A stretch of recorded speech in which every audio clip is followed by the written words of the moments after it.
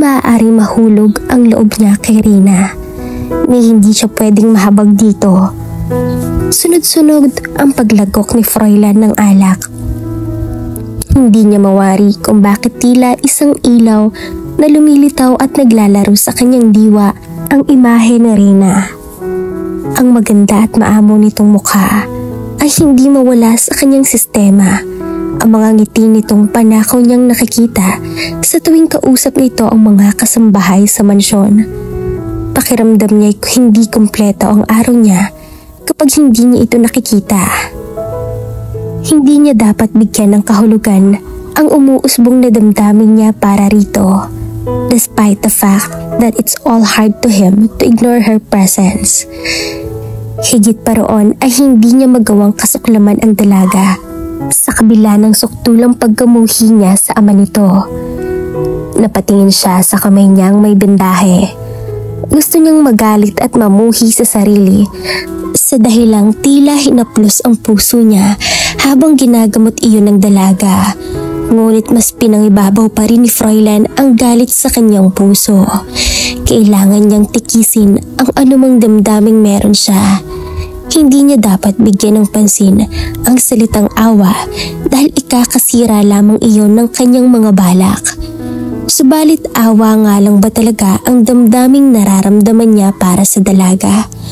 O may malalim pang dahilan? He shook his head as he read off the thought in his mind. It couldn't be. Hindi maaari.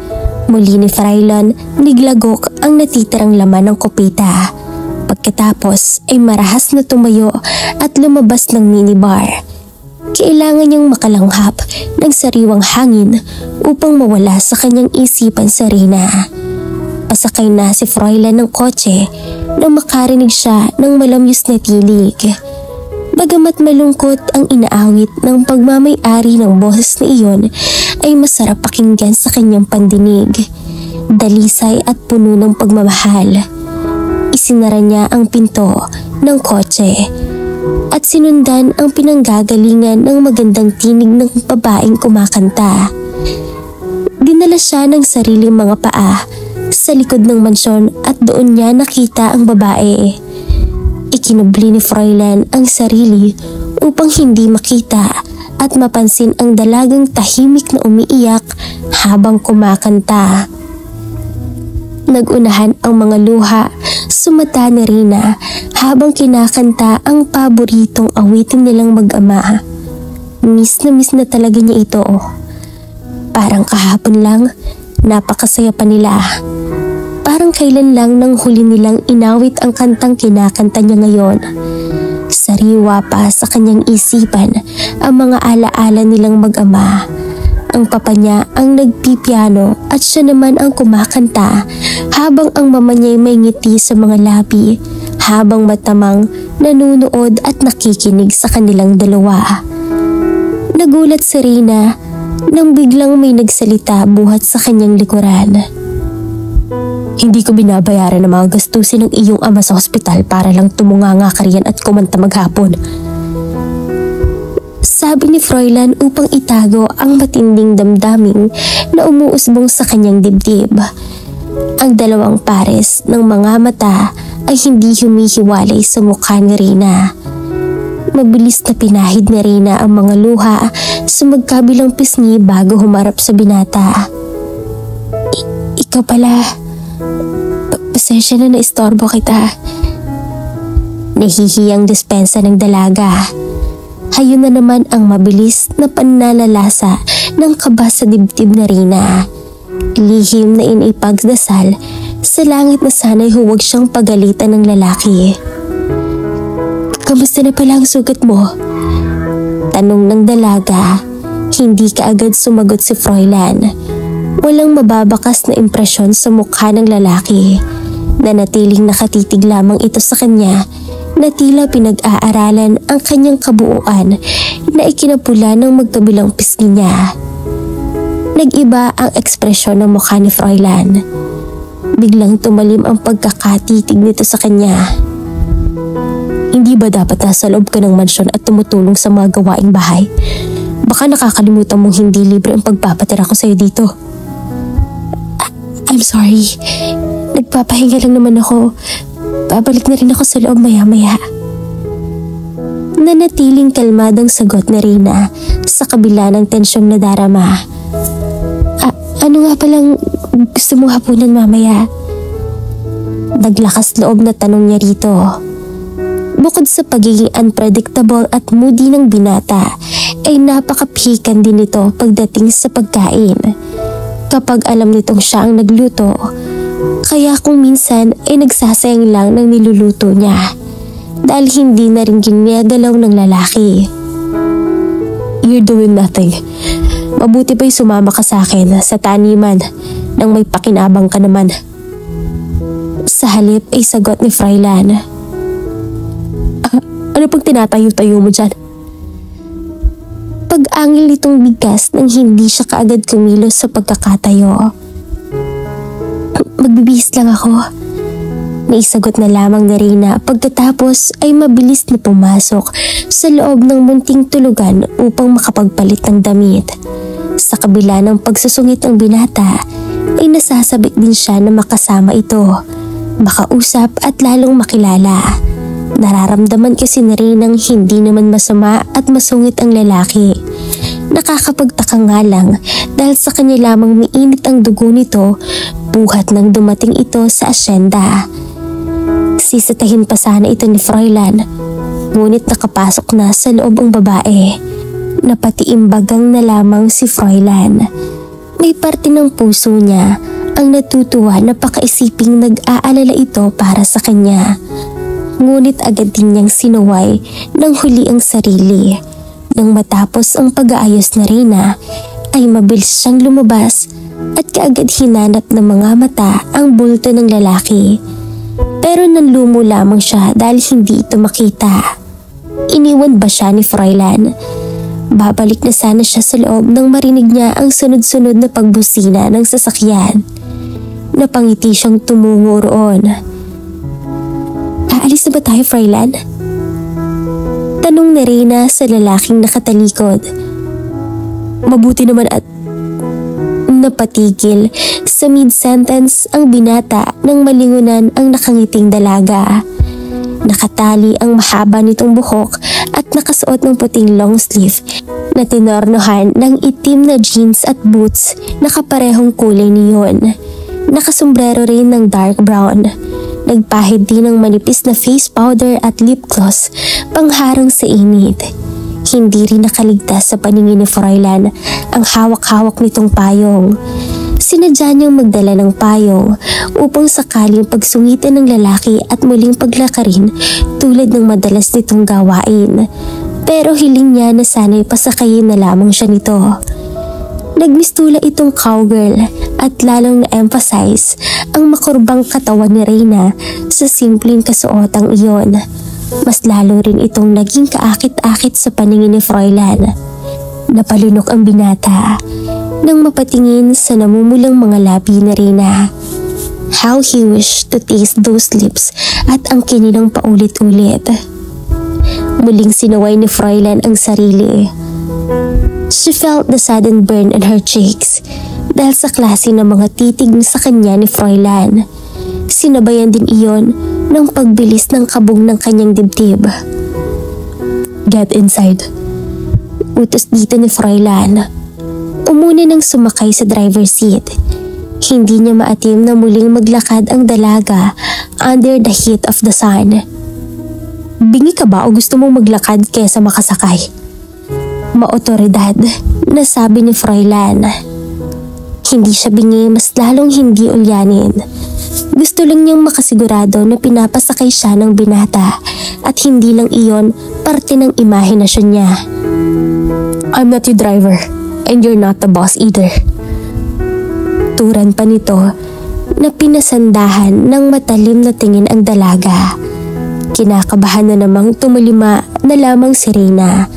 Hanggat maaari ay ayaw niyang magsalita at makipagtalo rito. Nakakabinging katahimikan ang namayani sa loob ng sasakyan. Walang sino man sa kanilang dalawa ang gustong magsalita o bumasag sa katahimikan. Nakatuon lamang ang mga mata ni Froilan sa daang tinatahak kahit ang totoo ay palihim nitong pinagmamasdan sa sulok ng mga mata ang babaeng sakay.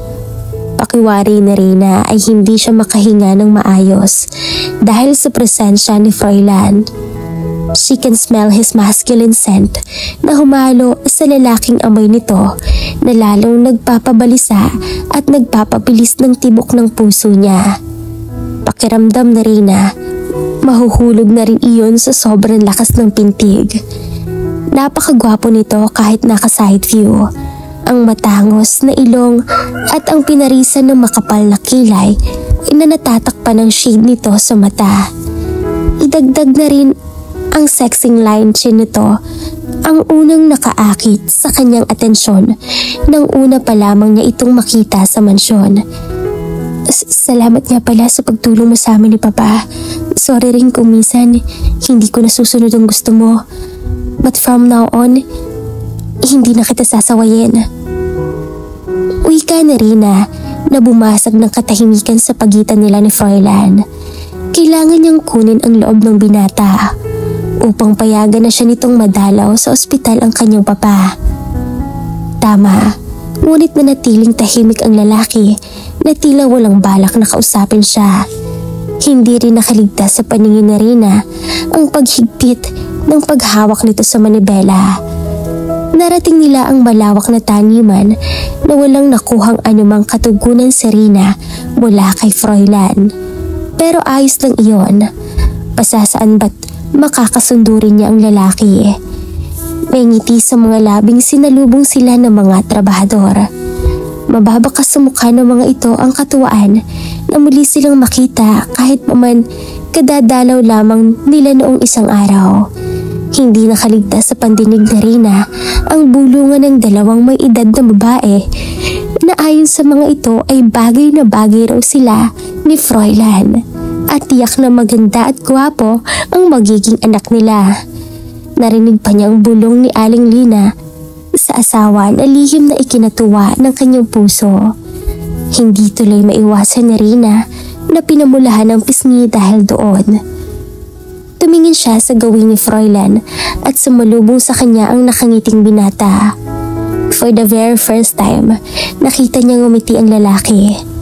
Mas gumagwapo pala ito kapag nakangiti. Bigla ang pag-alboroto ng kilig sa puso niya. Nagbago lamang ang ekspresyon ng mukha nito nang isa sa mga trabahador ang nagtanong tungkol kay Nathan. Nandito naman po ako para mangalaga at mga siwa rito sa asyenda. Ngit-ngit ng kalooban na sagot ni Froilan. Maya-maya'y nagsibalikan na rin sa kanika nilang mga trabaho ang mga manggagawa. Si Reyna naman ay nagtungo sa kwadra upang bisitahin ang alagang kabayo.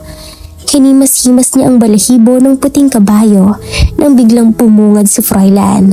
Masyadong mapanghi ang kwadra. Kailangan may maglinis dito. Saad nito na ang mga matay hindi humihiwalay sa pagkakatitig sa kanya. Senyorito, pasensya na po. Ngayon pa po ako magsisimulang maglinis. Sinumahan ko po kasi ang misis ko sa klinika. Sumama po kasi ang pakiramdam niya eh. Nahihiyang paumanhin ng lalaking halatang kararating lang din dito. Kinuha ni Froilan ang pitaka sa bulsa at kumuha doon ng makapal na papel. Here, dalhin niyo po sa ospital ang asawa niyo. Sabi ni Froilan at inabot sa lalaki ang malaking halagang iyon. Senyorito, napakalaking halaga po nito. Namilog ang mga mata na tugon ng nabiglang lalaki. Si Reyna naman ay tahimik lang na nakamasid sa mga ito. Noon pa man ay ramdam na niyang busilak ang kalooban ng binata. Hindi lang niya maintindihan kung bakit ito mahigpit sa kanya. Pera lang po yan, Mang Ben. Mas higit na mahalagang kaligtasan ng inyong misis. Nahihiyaman ay tinanggap iyon ng lalaki. Pinayagan din ito ng Froilan na umuwi upang dalhin sa ospital ang asawa nitong may sakit. Masaya at labis na nagpapasalamat ang may edad na lalaki na kaagad tumalima sa utos ng binatang amo at kaagad umuwi.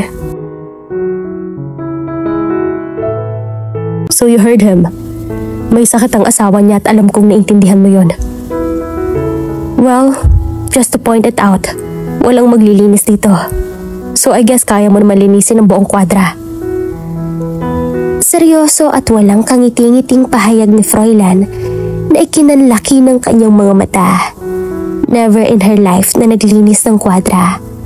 Hindi lang naman si Mang Ben ang nakatoka dito Sa katunayan ay maraming kataong nangangasiwa sa pag-aalaga ng mga kabayo at naglinis ng kwadra araw-araw. Kung inahanap mo ay mga kasamahan ni Mang Ben, huwag mo nang pangarapin. May pinagawa ko sa kanila kaya ikaw lamang ang maglilinis dito. Wika ni Froilan na tila nahulaan ang laman ng isip niya. Gusto na rin na magrebelde at questionin ito pero isinintabi na lamang niya ang anumang nais sa kagustuhang malapit sa binata. Nanlumong pinagmasdan ni Rina ang kabuuan ng kwadra. Sa dami at laki ng silid, pahingahan ng mga kabayo ay hindi siya makakuha ng tamang sagot kung saan magsisimula.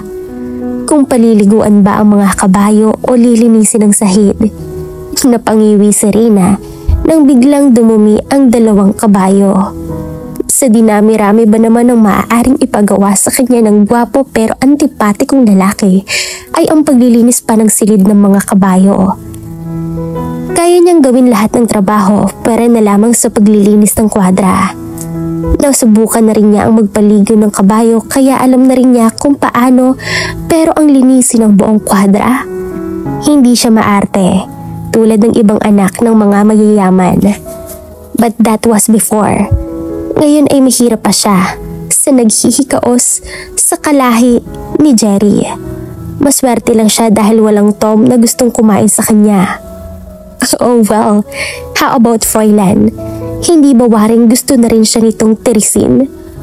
Wala sa loob na napangiti ang dalaga nang maalala ang binata.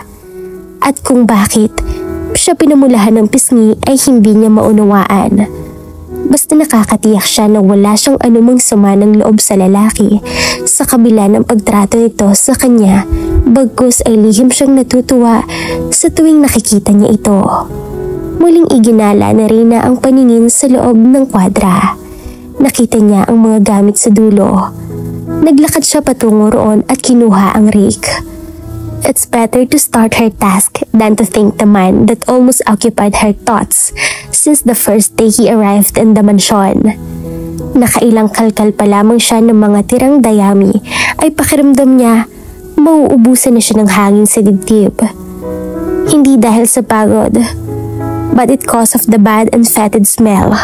Pakiwari niya ibabaliktad ang sikmura niya at magsusuka siya sa sobrang panghiniyon. Lihim siyang napahanga sa sikap at tiyaga ni Mang Ben at ng mga kasamahan nito araw-araw sa paglilinis ng kwadra. Gusto na rin na magalit at mamuhi kay Froilan kung bakit siya nito pinapahirapan. Subalit hindi niya magawa. Mas nangibabaw ang puso niya, ang paghanga sa binata na hindi niya dapat maramdaman. Nangingiti si Froilan habang pinagmamasdan ang ginagawa ng dalaga. I find her so cute sa ginagawa nito. Kampante siyang naupo at sumandal sa ilalim ng puno habang matamang pinagmamasdan ang babae mula sa hawak na binocular. Doesn't know the reason kung bakit siya nagkakaganito. Alam niyang mali ang damdaming nananalasa sa dibdib niya. Ngunit hindi niya maikakaila sa sarili na maganda ang dalaga at may kaakit-akit na hubog ng katawan. Thought of the shit furious he had against her father. Isa siya sa mga kalahi ni Adan na nahuhumaling sa angking kagandahan ng dalaga.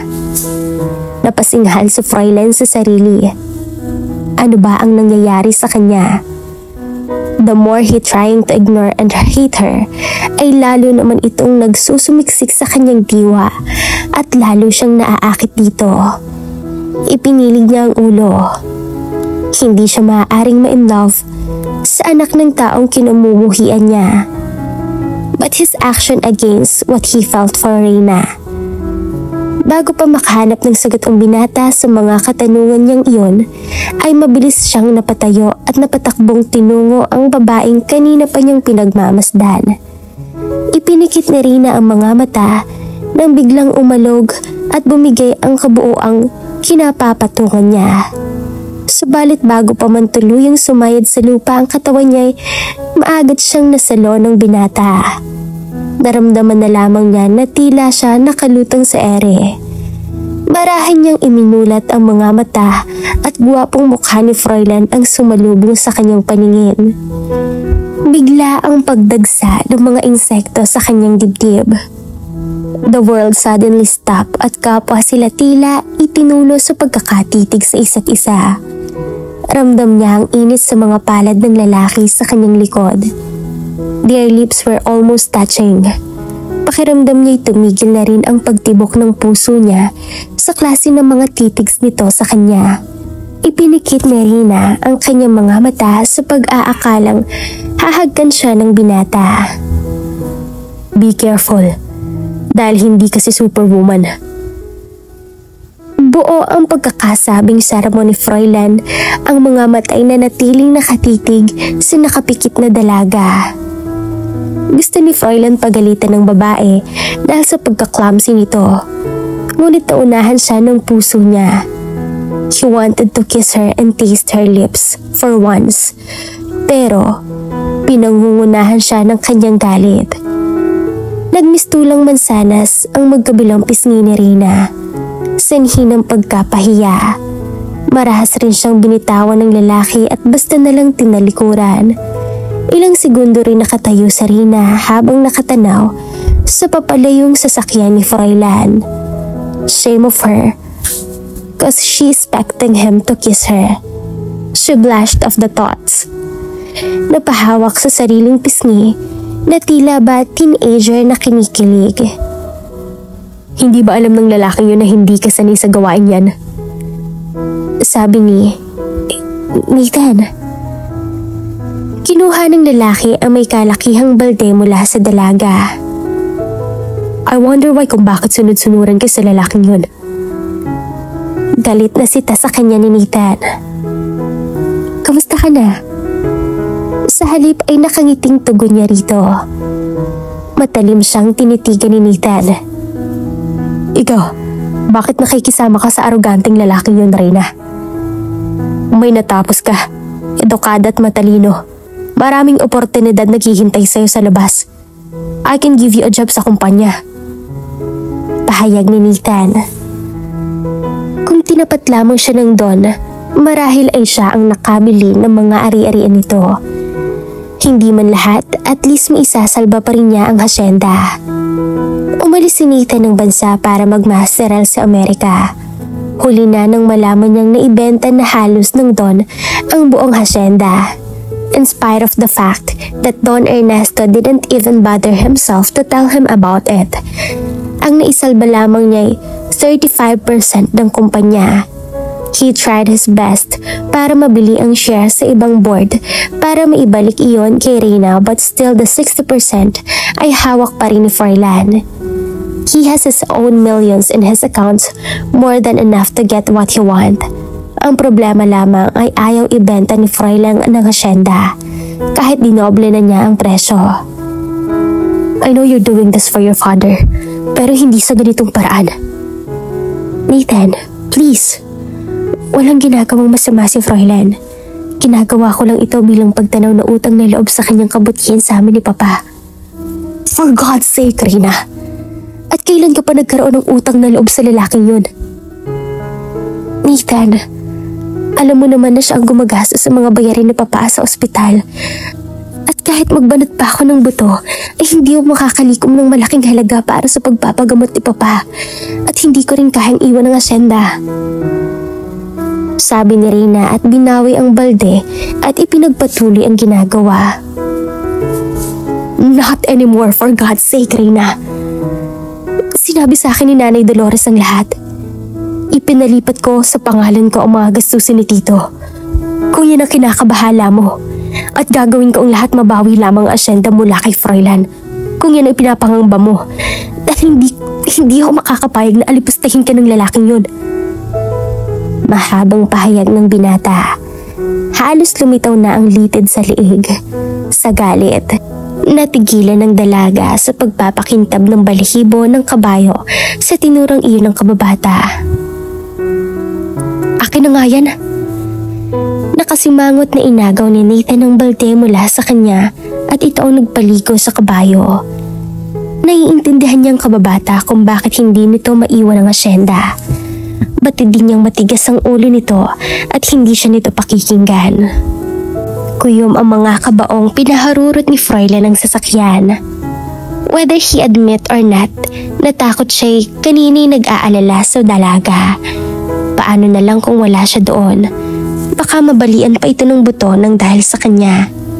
He can sense na wala itong alam sa paglilinis ng kulungan ng mga kabayo. Paano kung umakyat uli ito at mahulog? Bigla ang pagbundol ng takot sa dibdib niya sa ideyang iyon. Hindi niya gugustuhin masaktan ang dalaga. Ano naman ngayon kung mahulog ito? Pakialam ba niya? Hindi ba iyon din ang gusto niya? Ang makapaghiganti? Hindi siya dapat makaramdam ng awa para sa dalaga. Hindi dapat. Sumakatuwid ay dapat ay magsaya siya dahil makakaganti siya sa paraang alam niya. Subalit taliwas naman ang puso niya sa dinidikta ng isip niya. Pinaliko ni Froilan ang sasakyan pabalik sa kwadra. Pinagtutulungan nilang paliguan ni Nathan si Petra, ang puting kabayo niya, nang matanaw niyang papalapit na si Froilan. Naningkit ang mga mata nito at nagtagis ang mga bagang. Dinig ni Froilan ang bawat paghalagkak ni Rina habang pinapatigil ang talampasang lalaki sa ginagawang pagpisik ng tubig dito. Gayon na lamang ang galit na yumakap sa buong pagkatao ni Froilan nang makita ang tampalasang lalaki kasama si Rina. Mas lalong ikinapuyos ng puot ni Froilan ang eksenang nakikita. Napawi ang ngiti sa labi ni Nathan nang matanaw ang papalapit na binata. Si Rina ay hindi malaman ang gagawin. Ang akala niya ay umalis ito. At ayon, bumalik ito. May nakalimutan ba ito? Sumalubong sa kanya ang tila magbubuga ng apoy ng mga titik ni Froilan. Binundol ng lumaragas ang kabaang dibdib ni Rina. Binalaan na siya nito na huwag makipagkita sa kababata pero heto siya at nahuli sa akto kasama si Nathan. Froilan, tinutulungan lang ako ni Nathan. Nangangambang wika ni Rina na kusang iniharang ang katawan sa pagitan ng dalawang lalaki. Natatakot siya na baka maulit muli ang sagupaan sa pagitan ng dalawa. Ngunit pakiwari niya masasakal siya at tila mahuhugutin ng hininga sa klase ng mga titig ni Froilan sa kanya. Ano itong nakikita niyang galit sa mga mata ng lalaki? Kay bilis ng pintig ng puso ni Rina. May kung anong bahagi sa isip niya ang nagsasabing nagsiselos ito.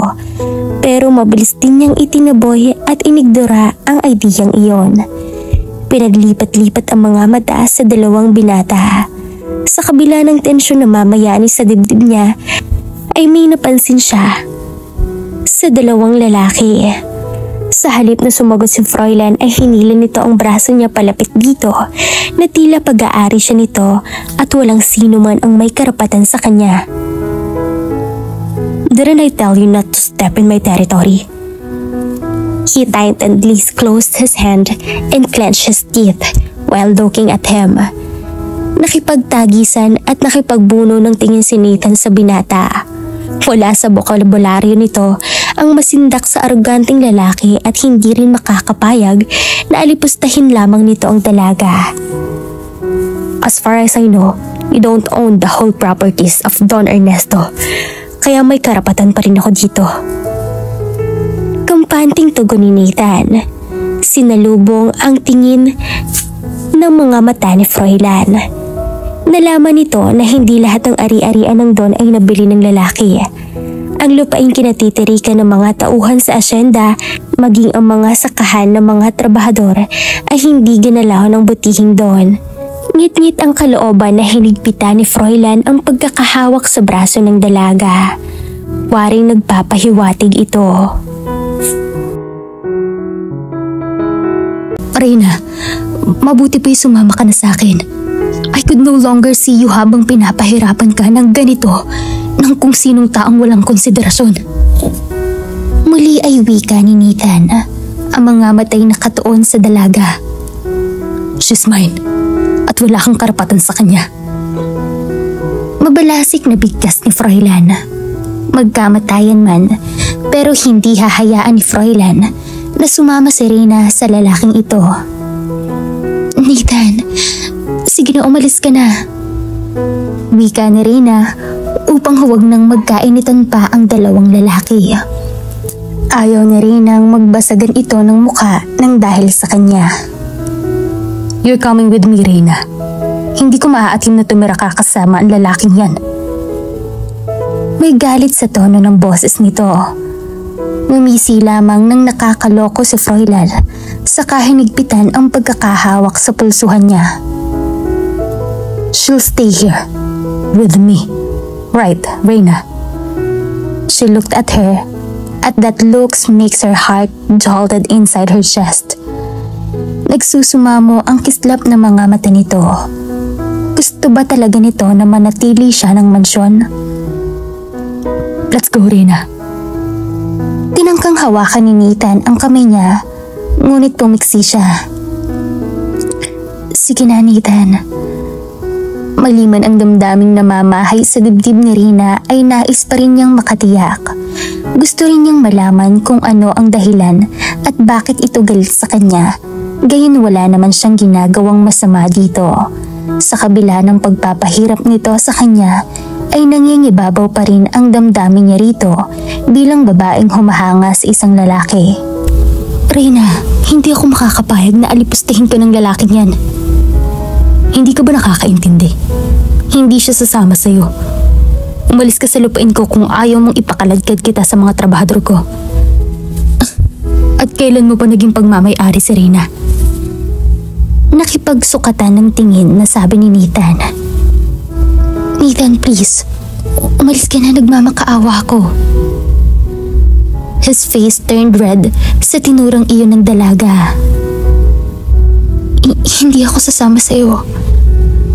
Kung bakit niya yun nasabi ay hindi niya makaha ang tamang kasagutan.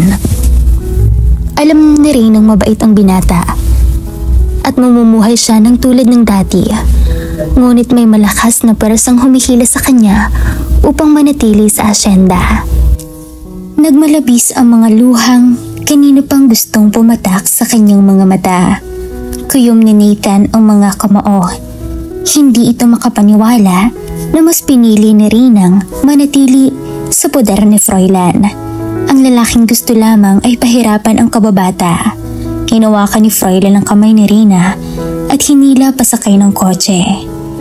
Nasa sulok ng mga labi ni Froilan ang matamgumpay na ngiti. Nagpupuyos naman sa galit na hatid tanaw ni Nathan ang papalayong sasakyan.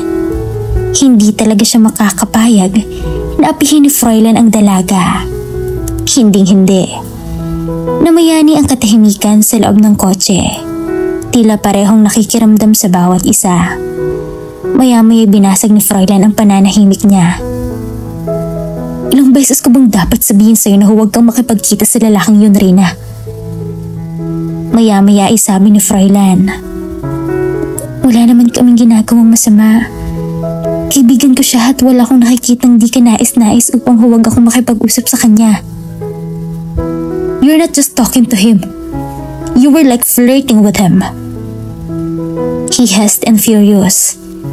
Nabigla si Reyna sa tinurang iyon ni Froilan. I wasn't flirting with him. At kailanman ay hindi ko ugali ang akusasyon mong iyan. Nag-iinit ang magkabiling sulok ng kanyang mga mata. Hindi ni Reyna aakalain na pag-iisipan siya ng ganito kasama. Then stay away from him, Reyna. Again, he wasn't telling her. He was commanding her. Ayokong makitang kasama mo siya. Dugtong ng isip ni Froilan. Bakit ba galit na galit ka kay Nathan? Wala naman siyang ginagawang masama. Are you taking his side? Oo, kung yan nagkakaligaya mong marinig. Luhaan ang mga matang tura ni Reyna. Marahas na itinigil ni Froilan ang sasakyan. Get out! Malamig na utos nito na ipinagtataka niya. Dumagundong sa loob ng sasakyan ang boses nito. Nagtataka man ay kaagad din naman siyang sumunod sa utos nito. Indeed, she was absolutely insane na umaasang magbabago ang trato ni Froilan sa kanya. Kung bakit kasi hindi na rin na magawang magalit dito. Palaisipan rin sa kanya kung bakit gano'n na lang ang galit nito kay Nathan. Ang mga titig nito sa kanya, tila lalaking nagsiselos na waring mas gugustuhin kumitil ng buhay, huwag lamang mawala ang bagay na mahalaga rito. Pero dinadaya lamang siguro siya ng kanyang mga mata. Higit sa lahat ay ang damdamin niya para sa binata. Nagpatuloy siya sa paglalakad, pauwi ng mansyon. Pakiramdam ni Reyna nanlalabo ang mga mata niya dahil sa walang patid na pagluha. At tila hindi na rin niya alam kung kaya pa bang humakbang kahit tanaw na niya ang mansyon. Dire-diretsong pumasok si Froilan sa minibar ng mansyon at nagsali ng alak. Kailangan iyon ng binata para kumalma. Malapit naman sila kaya alam nitong makakauwi ng ligtas ang babae. Hindi rin gusto ni Froilan na iwanan ng dalaga at pababain ng kotse, pero pinangunahan ni ito ng galit at insekuridad. Ang totoo ay nasaktan ito. Marahil ay nasaktan ang ego nito bilang isang lalaki. Ang gusto ni Froilan ay siya lamang ang kampihan. Tanging sa kanya lang. But the woman was obviously taking his opponent's side. May relasyon ba ang dalawa? The thoughts of them having an intimate affairs make him feel more insecure. Hindi gusto ni Froilan ang ideyang iyon. That woman is an headache. Si Froilan na inubos ng isang lagok ang kalahating laman ng hawak-hawak na kupitan. Wala pa ba si Reyna? Tanong ni Froilan sa isang kasambahay pagkaraan ng 5 minuto. Wala pa po, sir. Di ba kayo naman ang magkasamang pumunta doon sa taniman? Sagot ni Rubina nagtataka. Muli itong nagsali ng alak at pagkatapos ay tinungga ayon bago sinenyasan ang kasambahay na maaari nang umalis. 1 minuto pa ang nakalipas ay wala pa rin si Reyna sa mansyon. Napamura na lamang si Froilan nang maalala si Nathan. Malamang ay sumama rito ang dalaga kung kaya't hindi pa ito nakakauwi, gayong malapit lang sa mansyon ang pinag-iwanan nito kay Reyna. No, hysterikal ng utak ni Froilan. He won't allow her. She can't leave him like that. Hindi pa ito nakakaganti para hayaang makalayo ang babae. But the other side of him, telling him that she needs her not for vengeance, that he wants and needs her for something else na ayaw nitong bigyan ng tamang kasagutan. Dali-dali itong tumayo at lumabas ng minibar. Hindi ito makakapayag na tuluyang iwanan ng dalaga. Hindi pwede. Pumungad sa harapan ni Froilan ang babaeng nagpapagulo sa isip. Pagbukas nito ng malaking entrada ng mansyon, ay bigla itong nawalan ng malay. Naging mabilis naman ang kilos ng binata at maagap nitong nasalo ang katawan ng babae bago pa ito tuluyang matumba sa sahig. God! Reyna! Takot na tawag ni Froilan sa pangalan ng dalaga. For heaven's sake, open your eyes! Hindi maipaliwanag ni Froilan ang takot na lumulukob sa dibdib ng mga sandaling iyon. Marahang tinapik ang mukha ng dalaga. Umaapoy ito sa lagnat. Mabilis nitong tinawag ang mga kasambahay at binuhat ang walang malay na dalaga papanhik sa taas. How is she, Doc? Hindi mapakaling tanong ni Froilan sa doktor na kaagad tinawagan upang matingnan ang kalagayan ni Reyna. Overfatigue lang ang pasyente. Pinaunom ko na siya ng gamot. Maya-maya ay huhupa na ang lagnat niya. Kailangan rin yung ng mahabang pahinga upang makabawi ng lakas. Dagdag na sabi ng doktor. Pakiramdam ni Froilan ay nabunutan ng tinik ang dibdib nito buhat sa tinura ng doktora.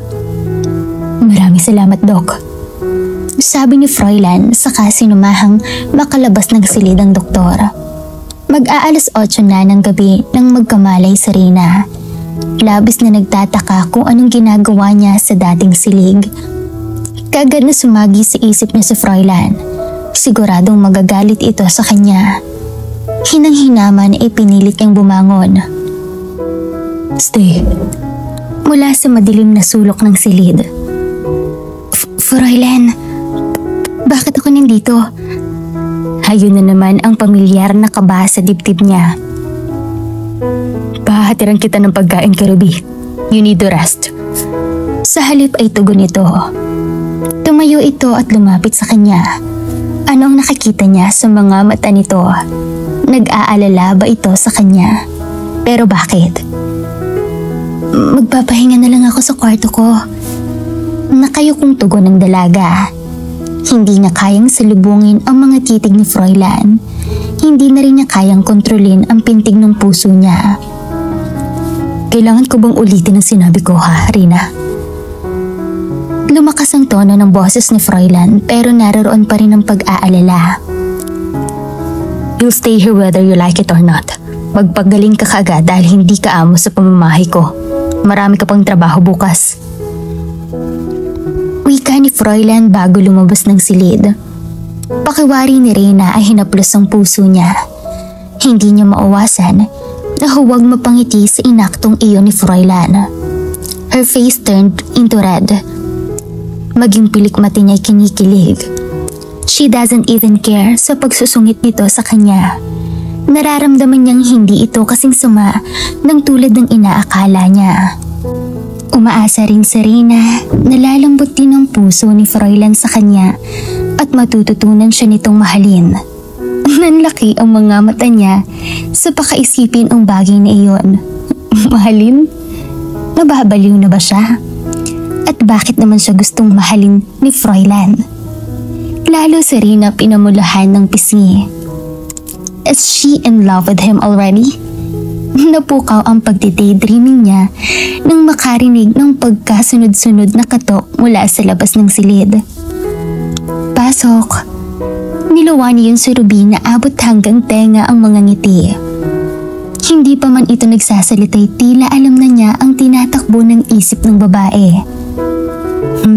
May something, senyorita, ha? Saan nito na nilapag sa side table ang dalang pagkain? Sana pala nung unang araw pa lang dito ni Sir Froilan ay nagsakit-sakitan ka na. Humagikhik sa panunokso nito. Pinamulahan muli si Rina ng mukha. Alam mo bang nag-aalala sa'yo si Froilan, senyorita? Ay, sigurado akong may gusto sa'yong isang yun. Kinikilig na dugtong ni Ruby. Tumigil ka nga, baka may makarinig sa'yo, nakakahiya. Hindi makatingin na diretsong sita niya rito. Deep inside ay natutuwa siya. Halata naman dito ka pa nga din nala sa dating kwarto mo. Gosh, paano kung tinabahan ka niyong matulog, senyorita? Pinandilatan ni Reyna ito dahil sa milisyosa nitong pag-iisip. Huwag ka nga magsalita ng ganyan. Nagmamagandang loob lang naman yung tao. Wika ni Reyna. Pero sa loob-loob niya, paano nga kung gawin iyon ni Froilan? Anong gagawin niya kung sakali? Bakit nakakaramdam siya ng excitement?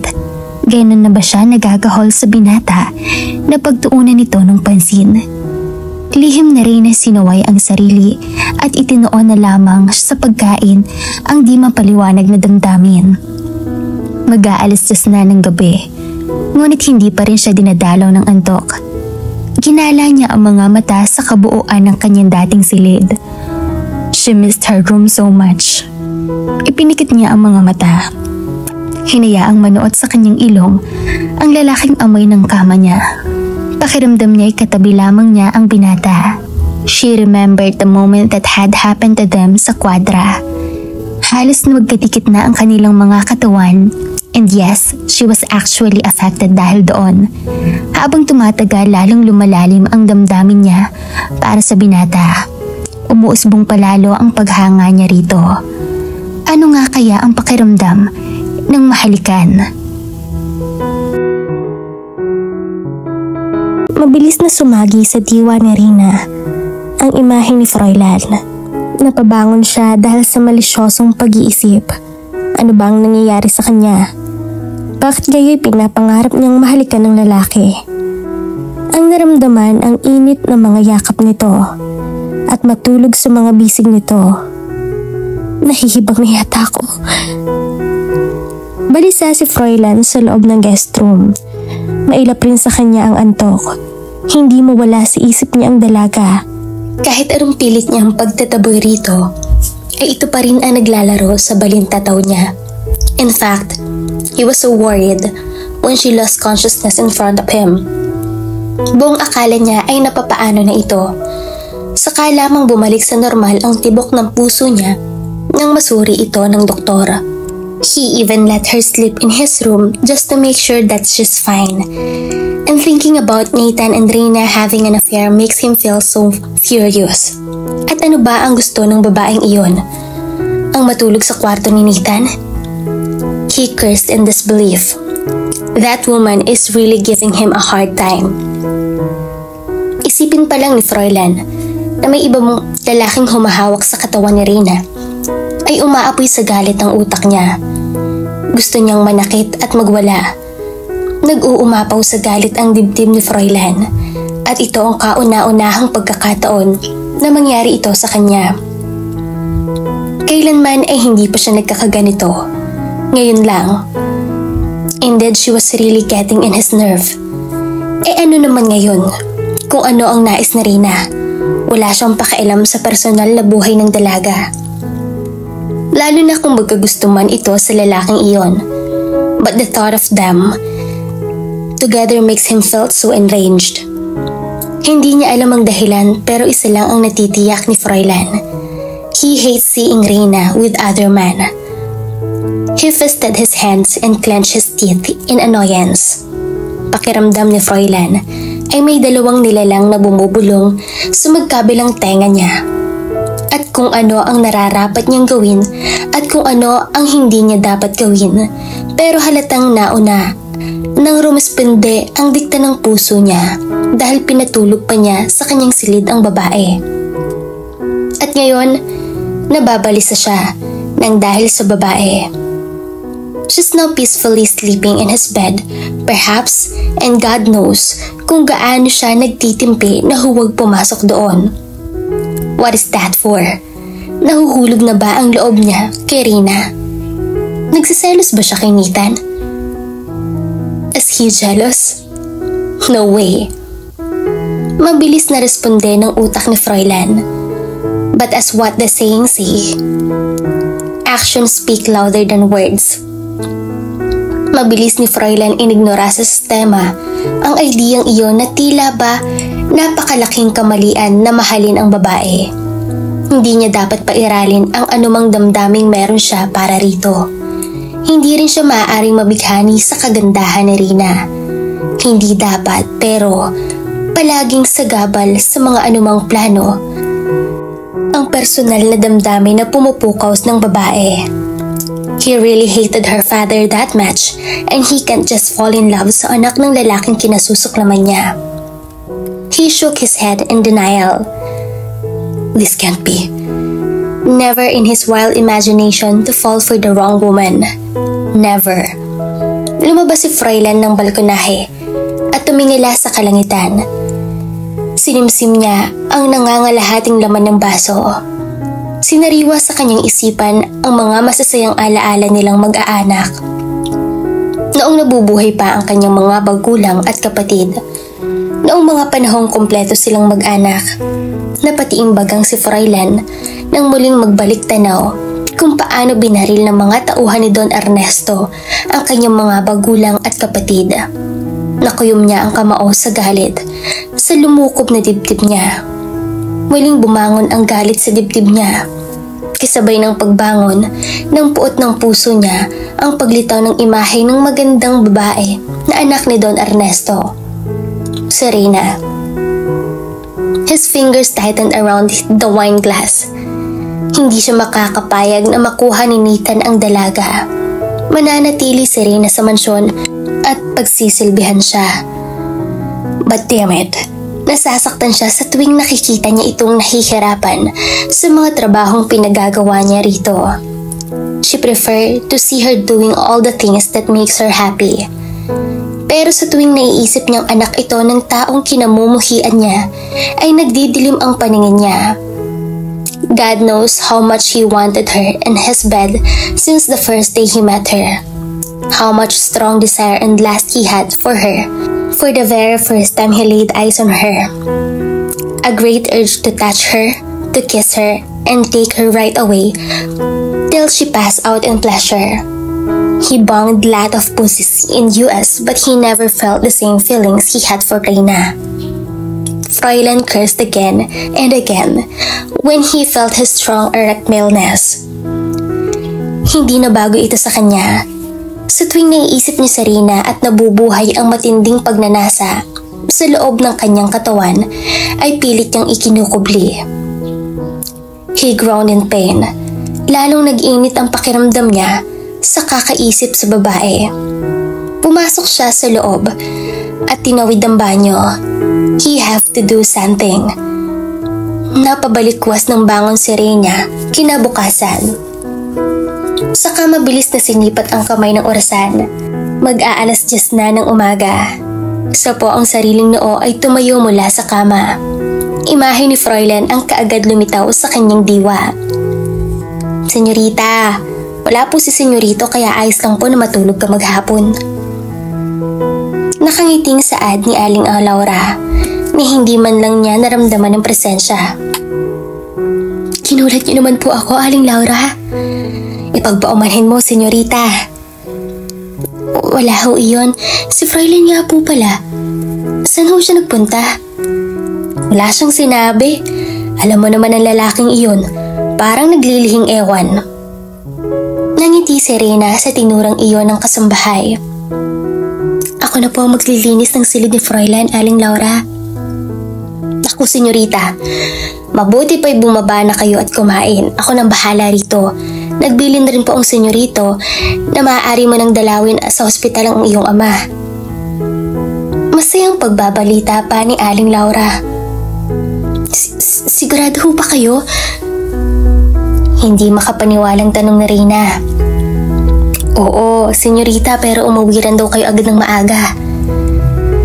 Nabalot ng tuwa ang puso ni Reyna at nagningning ang kanyang mga matang yumakap sa may edad na babae. Babalik ho ako agad. Sagot ni Reyna. Akmang lalabas ng silid nang muling magsalita si Aling Laura. Dito ka na magbihis, senyorita. Dinalhan kita ng damit. Hindi naman mamasamain ni Sir Fräulein kung makikigamit ka ng banyo. Total, pinatulog ka na niya dito. Saglit si Reynang natigilan. Hindi kaya mamasiin ni Fräulein kung mag-shower siya at makigamit siya ng banyo? Nag-umapaw sa saya ang dibdib niya at hindi na siya makapag-intay na makita ang ama. Sige po, bibilisan ko na lang po. Masayang tinakbo niya ang bathroom, saka mabilis na naligo. Nasasabik na siyang makita ang kanyang ama. Pagdating sa ospital ay hindi napigilan na Reyna ang huwag maging emosyonal. Pumapatak ang mga luha sa magkabilang sulok ng kanyang mga mata. Habang yakap-yakap ang palad ng ama na wala pa ring malay. Kinakausap niya ito na tila ba naririnig siya ng Don. Pigil naman ni Yaya Dolores na huwag maiyak sa pagkahabag sa mag-ama. Papa, lumapit ka. Huwag kang susuko. Andito lang ako sa tabi mo, Papa. Huwag mo akong iiwan. Kasabi niyon ay pag-agos ng mainit na likido sa sulok ng kanyang mga mata. Anak, tumahan ka na. Alam kong magkakamalay din ang iyong papa. Pagpapagaan ng loob na saad ni Aling Dolores. Ito lamang ang matyagang nagbabantay sa Don mula nang maospital ito. Lumapit ito sa kanya at hinimas-himas ang likod niya bilang pagpapagaan sa kalooban niya. Nanay Dolores, bakit kailangan magkasakit ni Papa? Ayos lang naman po kahit mawala sa amin lahat ng ari-arian namin. Huwag lang siya. Huwag lang niya akong iwan. Patuloy na pagmamalabis ni Reyna ng turan. May dahilan ng Panginoon, anak. Malalampasin niyo rin mag-ama ang lahat ng ito. Magtiwala lang tayo sa Poong May Kapal. Maya-maya'y tumunog ang pihitan ng pinto. Niluwan niyon si Nathan. May dala-dala itong prutas at kung ano-ano pa. Alam ng binata na naroroon ang dalaga pagkat nasa labas si Carding. Pinahid na rin ang mga luha upang hindi iyon makita ng kaibigan. Ngunit alam naman ni Nathan ang paghihirap niya. Tipid na ngumiti ang binata kay Yaya Dolores. Kinuha naman ng may edad na babae ang dala nito at nagpasintabi sa dalawa. Tumikhim muna ang binata bago nagsalita. Kamusta ka na? Paniwala nito at nakatitig sa kanya. Mabuti naman at pinayagan ka ng lalaking yun. Nadalawa ng iyong papa. Naroroon ang pagkadisgusto sa tinig nito. Mabuti naman ang lagay ko, Nathan. Wala ka nang dapat ipaglalapa. Pinasigla ni Reyna ang tinig upang wag na siya nitong alalahanin pa. Hindi mo kailangan pahirapan ang sarili mo para mabawi ang lahat-lahat ng arian niyong mag-ama mula sa kanya. Reyna, I'll do anything para mabawi ang anumang nawala sa inyo. Totoo at sinserong sabi ni Nathan. Salamat, Nathan. Pero wala ka nang dapat alalahanin pa. Maayos ang pakikitungo sa akin ni Froilan. Bigla niyang naalala ang lalaki at ang kaabayitan nitong magpatulog nito sa kanya sa silid nito kagabi. Alam na rin ng mabait si Froilan sa kabila ng pagsusungit nito sa kanya. Napakalaki na ng naitulong ni Nathan sa kanilang mag-ama at ayaw na niyang abusihin ang kabaitan ng kanyang kababata. Ayos lang talaga ako, Nathan. Tiningala niya ito at tipid na nginitian. Kinuha nito ang kamay niya at pinisel. Don't ever hesitate to tell me everything, Reyna. Nandito lang ako kung sakaling kailangan mo ko. Salamat, Nathan. Hindi na rin nang napigilan ang huwag mapahikbi. Iyakap na rin na ang binata upang maibsan ang bigat sa dibdib. Don't mention it. Piningot nito ang ilong niya. Ayun ka na naman eh. Because I don't want to see you cry, he said as he wiped the tears from the corner of her eyes. It will be fine, okay? So wag ka nang malungkot. Dinala siya nito sa dibdib at niyakap ng mahigpit. Bago umuwi ng mansyon, ay labis-labis ang pagpapasalamat na rin kay Nanay Dolores sa kabutihang loob nito. Wala naman kasi silang ibang kamag-anak dahil naninirahan na sa ibang bansa. Gayunpaman ay ipinagpapasalamat niya sa Panginoon na may mga taong likas na mababait katulad na lamang ni Nanay Dolores at ng dating mga kasambahay nila. Froilan took a deep breath when he saw the bouquet of flowers on top of his parents' grave. He hastily scanned the whole cemetery, hoping that he'll see anyone around, pero laglag ang mga balikat niya nang wala siyang makitang tao. Hindi ito ang unang pagkakataon na may nadatnan siyang mga bulaklak sa puntod ng mga magulang. Bigla ang pagbundol ng kaba sa dibdib niya. Could it be his older brother, Francis? Yes, kailanman ay hindi siya nawala ng pag-asa na buhay pa ang kapatid niya. But where is he? Matagal niya itong pinaghahanap pero hanggang ngayon ay wala pa rin resulta. Muli ay nagpakawala siya ng hangin sa dibdib. The thought of his brother, missing him even more. Miss na niya ang Kuya Francis niya. Nasasabik na siyang makita ito, mayakap at makasama. And he'll do everything just to find him. Kuya, sambit niya. Naluluha ang sulok ng mga mata. Hindi siya titigil hanggat hindi niya nahahanap ang Kuya Francis niya. Pinangako niya yon sa puntod ng kanyang mga magulang. He wiped the tear in his face and composed himself as he heard his phone ringing.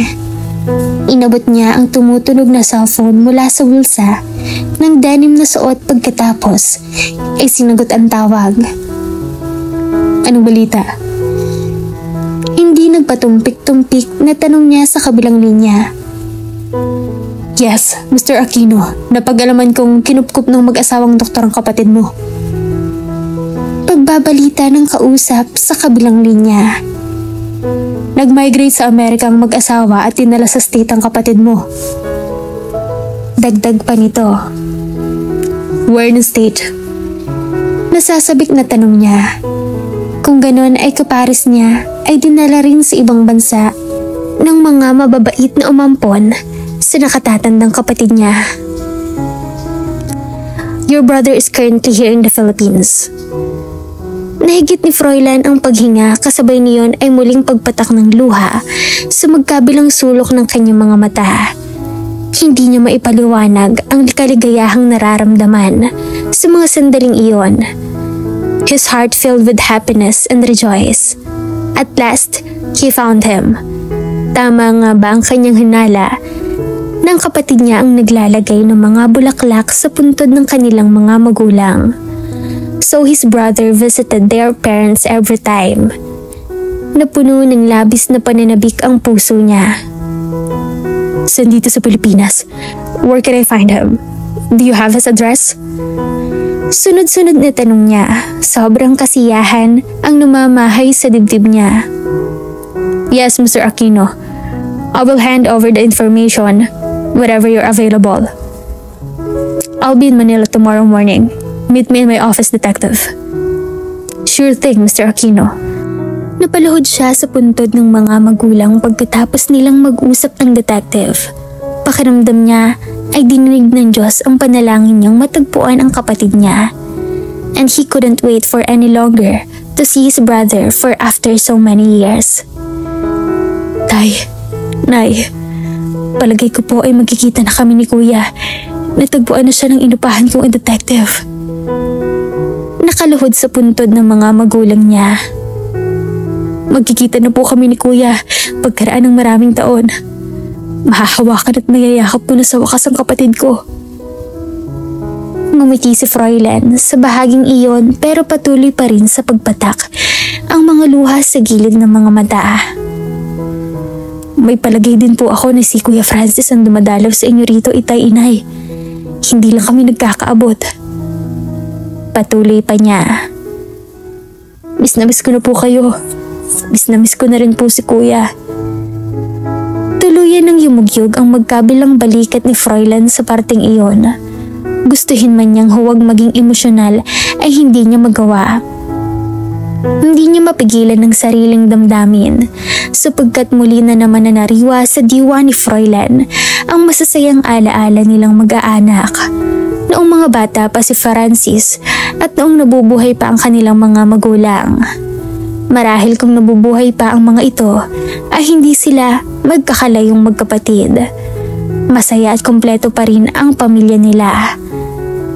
Pero dahil sa kasakiman ng nagpapatay sa mga magulang nila ay maaga silang naulila at nagkalayong magkapatid. Subalit ipinagpasalamat niya sa Panginoon na kinupkup siya ng kinikilala niyang mga magulang ngayon. Utang niya ang lahat sa mga ito kung anuman ang buhay na meron siya sa kasalukuyan. Tinuring si Froilan na tunay na anak ng mga ito at kailanman ay hindi niya naramdaman na hindi siya kadugo ng mag-asawa. Kaya naman mahal na mahal din niya na parang tunay na mga magulang ang papa at mama niya. Nang mahismasmasan ay tumayo siya buhat sa pagkakaluhod. Pagkatapos ay pinagpag ang dumikit na lupa sa denim niyang suot. I have to go, Tay. Nay, sa susunod na pagpunta ko rito ay kasama ko na si Kuya. Wika ni Froilan na may ngiti sa mga labi. Elegante at mababakas ang karangyaan sa suot ng may edad na babae na matamang naghihintay sa living room ng mansyon. Nasisiguro rin ni Reyna na magandang babae ito noong kadalagahan pa nito. Tumayo mula buhat sa pagkakaupo sa mahabang sofa ang babae. Bagamat nakangiti ay sinusuyod siya nito ng tingin. Hindi niya tuloy maiwasan huwag makaramdam ng hiya. She was wearing a plain white top and green floral long skirt above the knee. Pero hindi naman niya ito nakikitaan ng pangungutya sa kasuotan niya. Magandang hapon po, ma'am. Hinahanap niyo po ba si Froilan? May matamis na ngiti sa mga labing tanong niya. Yes, Iha. And you are? Malambing na sagot nito. Reyna po, ma'am. Ipagpaumanhin mo rin ang pagpunta ko rito. I just want to visit my son. Kung ganoon, ay ang babaeng kaharap at kausap niya ngayon ay ang ina ng lalaking palaging laman ng diwa niya sa araw at gabi. Bigla ang pagkabog ng dibdib na Reyna kasabay ng pagbangon ng pangamba na lumukob sa loob niya. Paano kung hindi siya magustuhan ng ginang? Paano kung hindi siya ang tipo ng mga gusto nito para sa anak? Lihim si Reynang napailing sa tinatakbo ng isip niya. Diyos ko, ano ba itong iniisip ko? What was that for? Was she thinking of that all sudden? Wala po kayong dapat ipag-alala, ma'am. Tahanan po ito ng inyong anak. Humakbang ang ginang palapit sa kanya. Call me tita, Iha. Malambing na sabi nito ni hinawakan ng kamay. You are very beautiful, Iha. Namula ang magkabilang pisngi niya sa tinuran ng ginang. Pero nanatiling nakaplastered ang matamis na ngiti sa mga labi. Kung yan po ang nais niyo, Tita Melissa. Lumapad ang pagkakangiti ng ginang. Hindi nakataka-taka kung bakit hindi na ako nadadalaw ng anak ko. Why? You are so beautiful. Perhaps you got his attention. Who wouldn't be? Hindi malaman ni Reyna ang sasabihin but happiness flooded through her. May gusto ho ba kayong inumin habang hinihintay si Froilan? Oh, cold water will be fine, Iha. And I won't stay for long baka. Ma. Buhat sa entrada ng mansyon ay pumasok doon ang pakay ng panauhin. Iho! Sinalubong ng ginang nung mahigpit ni yakap ang binata na tinugon naman ito ng halik. I miss you so terrible, son. Hindi mo man lang ako nagawang tawagan during weekends. May pagtatampo sa tinig nito. Oh, ma, I'm sorry. I was just busy and I miss you so much too, ma. Tura ni Froilan hinagkan sa noo ang ginang. Totoo naman iyon, miss na rin niya ang ina. Kailan kayo dumating? You could have just called me para masundo kita. Are you with Dad? Tanong ni Froilan nang humiwalay sa pagkakayakap ang ginang. Minsan pang sinulyapan ang dalaga na nakamasid lamang sa kanilang mag-ina. At nang tumalikod ang dalaga ay tila may nag-uudyok kay Froilan na lapitan ang babae at yakapin, pero katulad ng madalas nangyari ay nangingibabaw ang puot sa dibdib niya. Batid ni Froilan na hindi para sa dalaga ang galit niya. Yes, indeed. He was totally furious and hated her father to the core, but never he felt anger with Reyna. But somehow, he can't just approach and talk to her without scolding her. Mahinhin na umiling ang ginang. It won't be surprised if I tell you, Iho. And no, son. Nagpaiwan sa Manila ang daddy mo. Hindi niya mahindian ang ninong Harold mo when he invited him to play a golf today. Kamusta naman po ang biyahe niyo? Tanong ni Froilan sa ina, pero ang mga mata ay nakasunod sa likod ng papalayong dalaga. Nasundan ng tingin ang ginang sa direksyon ng mga mata ng binata. Alam at nararamdaman nito ang paghihirap ng anak. She may not his biological mother, but she raised him with unconditional love, like his own blood. Kaya naman kilalang kilala na nito ang kanyang anak. I would like to talk to you, son. Dinala ni Fräulein ang ginang sa ikalawang palapag ng mansyon sa loob ng library. What is it, ma? Tanong niya nang makapasok sa loob. Nung una pa man ay tutol na ako sa anumang mga balak mong iho. Panimula ng ginang. She is such sweet lady, iho. Umarko ang kabilang kilay ni Fräulein at sa tinura ng kanyang ina. And why is that? Why? She's beautiful, iho. At ayokong nakagawa ka ng anumang bagay na ikakapahamak at pagsisisihan mo sa huli. Na tila may nais ipakahulugan. Yes, undeniably, Reina is a sweet babe, so modest like a fragile crystal na kailangan ingatan upang hindi mabasag. And he wanted to take care of her. Shit. And where was that coming from? Ngayon gusto na niyang alagaan si Reina, the daughter of the man who murdered his parents. I found him, ma. Saglit na tatahimik ang ginang. You mean, your brother? Paniniguro ng ginang. Yeah, tumawag na sa akin kaninang inupahan ko ang detective. Ayon sa kanya ay buhay ang kapatid ko. Katulad ko ay may umampun din kay kuya. That's a great news, iho. I'm so happy for you. At last, you found him. I'm pretty sure na ikalulugod ng daddy mo ang magandang balitang ito, anak. Thank you, ma. Lumapit ang ginang sa kapinisil ang kanyang kamay. Son, don't you think it's time for you to forget about everything that hurts you from the past? I mean, malapit mo nang matagpuan ang kapatid mo. Make a bond with him and move on together. Or perhaps, your brother has already moved on. Hindi yun ganun kadali, ma. Alam ko, anak, pero mas higit kang masasaktan at mababalot ng puot sa dibdib mo kung patuloy kang yayakap sa nakaraan. The painful past you're talking about was part of me, ma. And supposed to leave it behind, iho. You don't understand, ma. At anong hindi ko naiintindihan, ha, Fräulein? Ma, we shouldn't talk about this now. At kailan mo gustong pag-usapan, Aber? Kapag huli na ang lahat. Ma, please. Bakit, iho? Hindi pa ba sapat na nakaratay na sa ospital bed ang taong nagpapatay sa mga magulang mo? And isn't enough that you already have all his properties, even this huge house?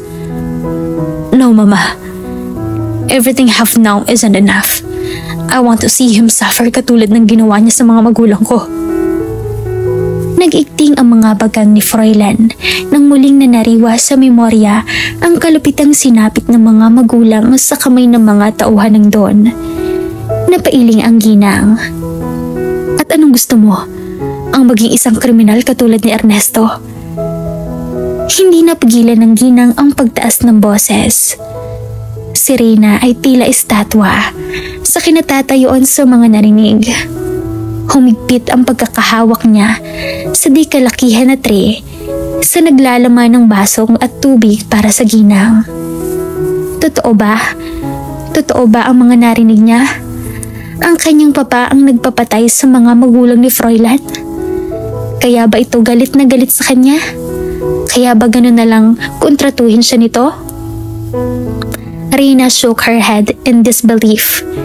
Hinding-hindi siya naniniwalang magagawa iyon ng kanyang papa.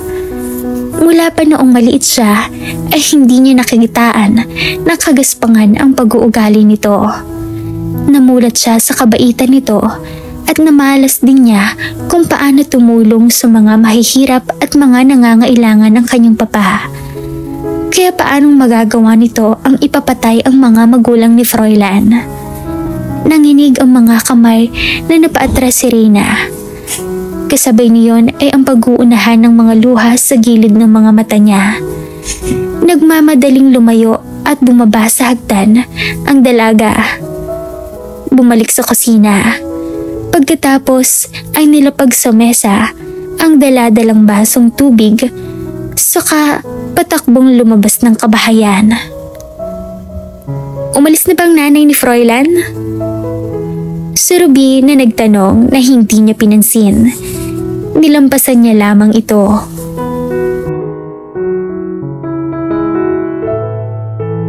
At dito na po nagtatapos ang ating kwento.